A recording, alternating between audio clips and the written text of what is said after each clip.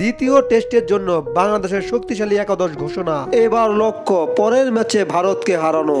এ কি বললেন নাজমুল হোসেন শান্ত। তো দর্শক, ভিডিওটি না টেনে সাথে থাকুন এবং সাবস্ক্রাইব করে পাশে থাকুন।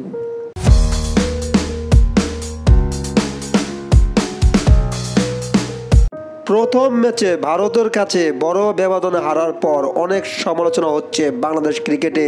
সব সমালোচনা উড়িয়ে দিয়ে শক্তিশালী একাদশ নিয়ে মাঠে নামবে বাংলাদেশ। আগামী শুক্রবার মাঠে নামবে ভারত এবং বাংলাদেশ দ্বিতীয় টেস্টের জন্য। নাজমুল হোসেন শান্ত বলেন, প্রথম ম্যাচে হারার পর দ্বিতীয় ম্যাচে নিজেদের জাত চেনাতে চায় বাংলাদেশ, আর তাই প্রথম ম্যাচের একাদশ চেঞ্জ করে নতুন একাদশে সাজাবে শান্ত বাহিনী। দ্বিতীয় ম্যাচে চোটের কারণে সাকিবকে নাও খেলাতে পারে বাংলাদেশ, আর তাই সাকিবকে ছাড়াই নতুন একাদশ ঘোষণা করলো বাংলাদেশ। সাকিবের বদলি হিসেবে দ্বিতীয় ম্যাচে দেখা যাবে জাকের আলী অনিককে।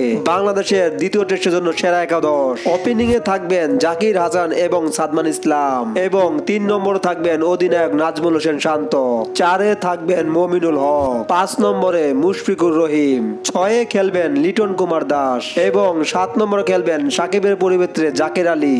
8 নম্বরে থাকছেন মেহেদী হাসান মিরাজ এবং 9 নম্বরে খেলবেন আরেক স্পিনার তাইজুল ইসলাম। 10 ও 11 থাকবে 2 পেসার তাসকিন আহমেদ এবং হাসান মাহমুদ। এটাই হলো ভারতের বিপক্ষে দ্বিতীয় টেস্টের জন্য শক্তিশালী একাদশ। তো দর্শক, এই একাদশ কেমন করবে অবশ্যই কমেন্ট বক্সে জানিয়ে দিবেন।